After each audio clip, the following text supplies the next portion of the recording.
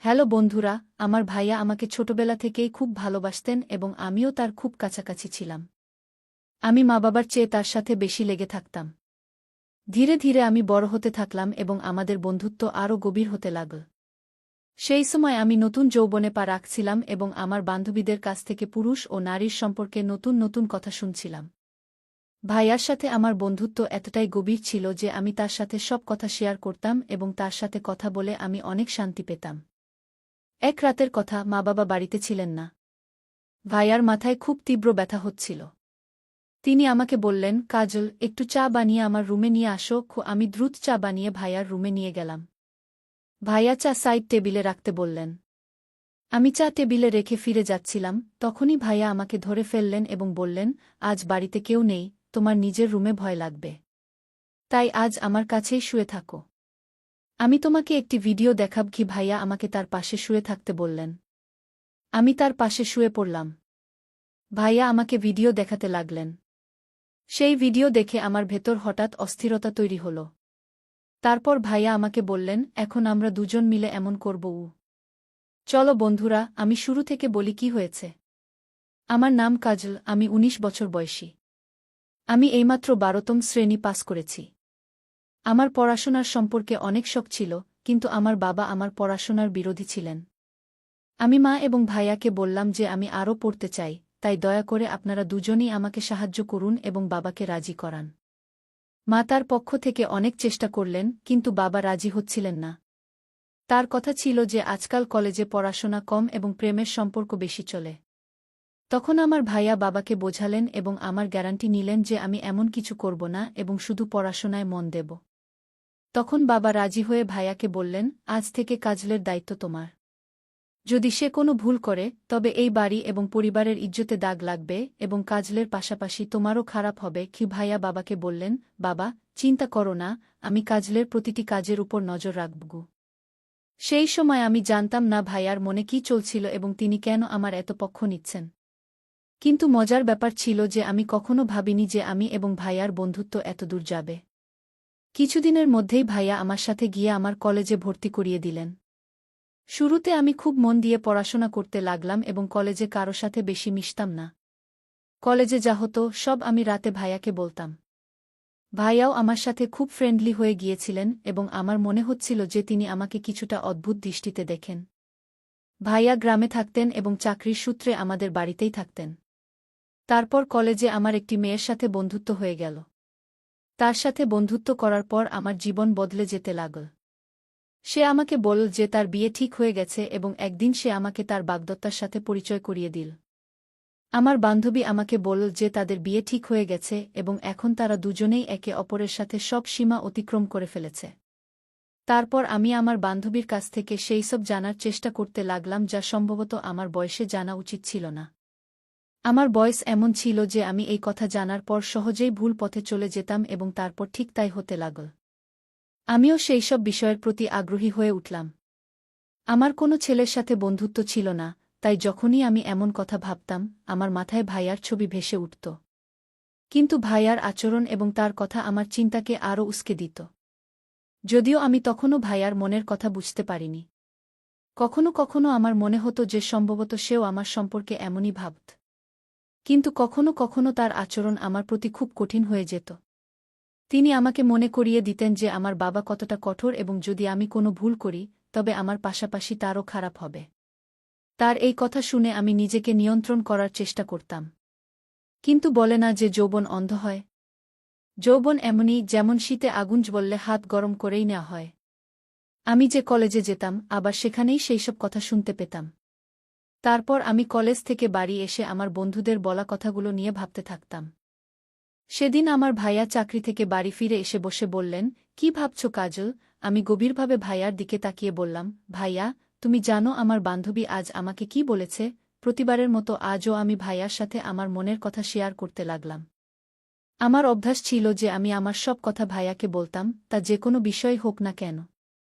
ভাইয়া আমাকে উপর থেকে নিচ পর্যন্ত দেখে বললেন, হ্যাঁ বলো, কি বলতে চাও? তোমার বন্ধু তোমাকে কি বলেছে? আমি বললাম, আমার বন্ধু আমাকে বলছিল যে ইন্টারনেটে অনেক ধরনের ভিডিও আছে যেখানে সব ধরনের মশলা পাওয়া যায়। তাই আমি বলছিলাম যে আপনার কাছেও তো মোবাইল আছে এবং নেটের প্যাকেজও লাগানো আছে। আপনি নিশ্চয়ই সেই ভিডিওগুলো দেখেছেন। তাহলে আমরা দুজন মিলে ভিডিও দেখে এনজয় করি না কেন? আমি এই কথা বলার সময় আমার মুখ ভাইয়ার কাছাকাছি এনে ফিসফিস করে বললাম। তিনি ফ্যালফ্যাল করে আমার দিকে তাকিয়ে রইলেন। আমার মনে হলো তিনি আমাকে ভালো করে ডাকবেন। কিন্তু হঠাৎ তিনি আমাকে খুব গভীরভাবে দেখলেন এবং মনে মনে কিছু সিদ্ধান্ত নিলেন, তারপর হাসলেন এবং ফিসফিস করে বললেন, দেখো কাজল, এমন কথা তোমার বাবার সামনে বলো না। না হলে তোমার বাবা তোমার তো বেহাল করবেই, কিন্তু আমাকে বাড়ি থেকে বের করে দেবে, কারণ আমি তোমার দায়িত্ব নিয়েছি। তাহলে আমার থাকার সমস্যা হয়ে যাবে। আর ভিডিও দেখার কথা হলে তুমি রাতের বেলা আমার রুমে চলে আসবে। আমি তোমাকে সব ধরনের ভিডিও দেখিয়ে দেব। ভাইয়ার চোখে এক চমকদার শারীরিক অসুস্থতা ছিল যা আমি তখন বুঝতে পারিনি। এরপর ভাইয়া তার রুমে চলে গেলেন এবং আমি পড়াশোনা করতে বসলাম। কিন্তু আমার মন পড়ায় লাগছিল না, শুধু রাতের কথা ভাবছিলাম। তবে পড়াশোনা করাও জরুরি ছিল, কারণ পড়াশোনার ব্যাপারে ভাইয়া খুবই কঠোর ছিলেন। তিনি আমাকে বলতেন, সবার আগে তোমার পড়াশোনা, বাকি মজা পড়ে। তার কথা ছিল যে যদি আমি পড়াশোনায় ভালো থাকি, তাহলে আমার বাবাও বুঝবেন এবং আমার স্বাধীনতার দরজা খুলে যাবে। তার এই কথা আমারও খুব ভালো লাগত। তাই আমি মন থেকে সব কথা সরিয়ে মন দিয়ে কলেজের কাজ করতে বসলাম এবং দ্রুত সব কাজ শেষ করলাম। রাত যত ঘনিয়ে আসছিল আমার মনেও তোলপাড় হচ্ছিল। যখন আমি সব কাজ থেকে মুক্ত হলাম, তখন রাতে আরাম করে ভাইয়ার রুমে চলে গেলাম। আমি যখন রুমে ঢুকলাম, ভাইয়া মেয়েদের ম্যাগাজিন দেখছিলেন। আমাকে দেখে তিনি হাসলেন এবং ম্যাগাজিনটা লুকিয়ে ফেললেন। শীতের মৌসুম চলছিল এবং দিন দিন ঠান্ডা বাড়ছিল। আজ রাতটা ছিল খুব ঠান্ডা, তাই আমি গিয়েই ভাইয়ার বিছানায় গিয়েও ঢুকে পড়লাম এবং তার পাশে ঘেঁষে বসে বললাম, আমাকে দ্রুত সেই ভিডিওগুলো দেখিয়ে দিন, না হলে বাবা আসার সময় হয়ে যাবে। তবে সময় নষ্ট না করে আমি ভিডিও দেখতে শুরু করলাম। ভিডিও দেখার পর আমার ভেতর একটা অদ্ভুত পরিবর্তন অনুভব করলাম। কিন্তু হঠাৎ, কখনো কখনো আমি কিছু ভিডিও দেখছি কিনা, বাবার আচমকা আমার রুমে চলে এলেন। বাবা কঠোর স্বরে বললেন, এত রাতে ভাইয়ের রুমে কি করছ? চলে যাও তোমার রুমে। বাবা খুব কঠোর স্বভাবের ছিলেন এবং আমি তাকে খুব ভয় পেতাম। তাই তিনি যেই বললেন, আমি সব ভুলে গিয়ে তাড়াতাড়ি আমার রুমে চলে এলাম। আমি ভেবেছিলাম, বাবা ভাইয়ার রুম থেকে বেরিয়ে তার রুমে গেলেই আমি আবার ভাইয়ার রুমে চলে যাব। কিন্তু সেই রাতে বাবার ভাইয়ার সাথে জরুরি কাজ ছিল, তাই তিনি অনেকক্ষণ ভাইয়ার রুমেই বসে রইলেন। আমি অপেক্ষা করতে করতে ঘুমিয়ে পড়লাম এবং বুঝতেই পারলাম না বাবা কখন ভাইয়ার রুম থেকে বেরিয়েছেন। পরের দিন কলেজ থেকে ফিরে আমি অধীর আগ্রহে রাতের অপেক্ষা করতে লাগলাম। আমি কিছু ভিডিও দেখে ফেলেছিলাম এবং সেগুলো দেখার ইচ্ছা আমাকে অস্থির করে তুলছিল। যখন সময় হলো, আমি ভাইয়ার রুমে ভিডিও দেখতে গেলাম। কিন্তু ভাইয়া বললেন, আমি এখন অফিসের কাজ শেষ করি, তারপর তুমি একটু পরে আসবে। আমি তোমাকে ভিডিও দেখিয়ে দেব। আমি সকাল থেকেই ভিডিও দেখার জন্য ব্যাকুল ছিলাম, তাই ভাইয়ার উপর একটু রাগ করে ফিরে বসলাম। ঠিক তখনই আমার মোবাইলে একটি নতুন নম্বর থেকে মেসেজ এল। সে একটি ছবি পাঠিয়েছিল এবং সেটা দেখে আমার চোখ ছানাবড়া হয়ে গেল। আমি ছবিটা দেখছিলাম কিনা, সেই লোকটি মেসেজ করা শুরু করল। সে খুব রোমান্টিকভাবে কথা বলছিল। আমি আগে থেকেই উত্তেজিত ছিলাম, তাই আমিও সেইভাবে জবাব দিতে লাগলাম। এরপর মনে হলো এই কথা ভাইয়াকে বলা উচিত। আমি তাড়াতাড়ি ভাইয়ার রুমে গেলাম, কিন্তু তার দরজা বন্ধ ছিল। তাই আমি ফিরে আমার রুমে এলাম এবং সেই অচেনা ছেলের সাথে কথা বলতে লাগলাম। আমি তাকে বললাম যে আমি তাকে দেখতে চাই এবং ভিডিও কল করতে বললাম, কিন্তু সে ছেলে রাজি হল না। এদিকে আমি লক্ষ্য করলাম যে ভাইয়া তার ঘর থেকে বেরিয়ে সিঁড়ি দিয়ে উপরের ছাদের দিকে যাচ্ছেন। তার হাতে মোবাইল ছিল। আমি অবাক হলাম যে তিনি রাতের এই সময় ছাদে কেন যাচ্ছেন। রাত 12টা বাজে আর আমার ঘুমও আসছে না। আমার মনে সন্দেহ জাগল যে না জানি ভাইয়াই আমাকে নতুন নম্বর থেকে মেসেজ করছেন। যাই হোক, আমি এই ভাবনা ভাবতে ভাবতে ঘুমিয়ে পড়লাম এবং একটি স্বপ্ন দেখলাম। স্বপ্নে ভাইয়া আমার সাথে ছিলেন এবং আমাকে কিছু কাজ করতে বলছিলেন। এমন সময় হঠাৎ আমার চোখ খুলে গেল। সকাল হয়ে গেছে আর আমি দেখলাম ভাইয়ার মেজাজ খুব ভালো। তিনি আমার সাথে হেসে কথা বলছিলেন।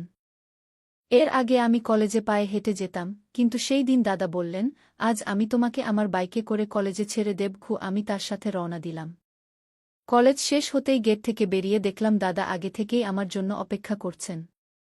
সেই দিন আমি খুব মনখারাপ ছিলাম, কারণ আমার সখী আমার উপর রাগ করেছিল। আমাদের মধ্যে কিছু নিয়ে ঝগড়া হয়েছিল। পথে দাদা আমার মন খারাপের কারণ জিজ্ঞাসা করলে আমি বললাম যে আমার সখীর সাথে ঝগড়া হয়েছে এবং আমার মন খুব খারাপ। দাদা বললেন, চলো তোমার মন ভালো করি কে বলে তিনি বাইক একটি বিরিয়ানির দোকানে থামালেন। তিনি জানতেন যে আমি বিরিয়ানি খুব পছন্দ করি। আমরা দুজন সেখানে বসে বিরিয়ানি খেলাম এবং কোল্ড ড্রিঙ্কও পান করলাম।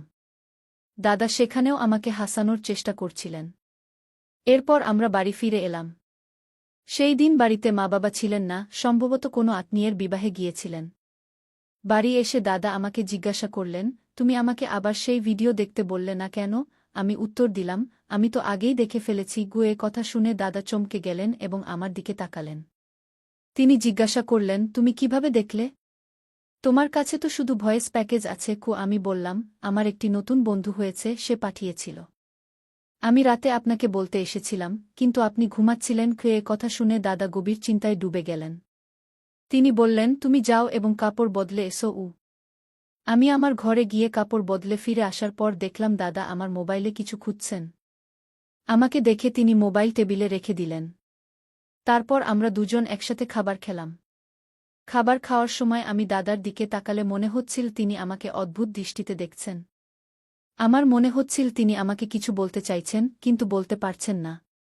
আমি মনে মনে ভাবতে লাগলাম, দাদা, এখনই বলে দাও না, আমি তোমাকে মানা করব না। এমন সময় আমার নজর দাদার মোবাইলে পড়ল। আমি আজও সেই অজানা ছেলের মেসেজের অপেক্ষায় ছিলাম, কিন্তু সে এখনও আমাকে মেসেজ করেনি। দাদাও কিছু বলতে হিচকিচ করছিলেন। এমন সময় আমি মোবাইল তুলে নিলাম এবং নিজেই সেই নম্বরে মেসেজ করতে শুরু করলাম। কিন্তু দাদা আমার হাত থেকে মোবাইল কেড়ে নিলেন। আমার মনে হল সম্ভবত তার ঈর্ষা হচ্ছে। দাদা বললেন, খাবার সময় মোবাইল ব্যবহার করা ভালো অভ্যাস নয়। তাই মোবাইল আমাকে দাও। বলে তিনি আমার মোবাইল তার কাছে রেখে দিলেন। আমি দ্রুত খাবার শেষ করে দাদাকে বললাম, এখন তো আমার মোবাইল ফেরত দাও। দাদা বললেন, দেব, কিন্তু আগে তুমি বাসনপত্র গুছিয়ে আমার ঘরে এসো। আমি খুশি হলাম, মনে হলো ঈর্ষার বসে আজ দাদা আমার ইচ্ছা পূরণ করবেন।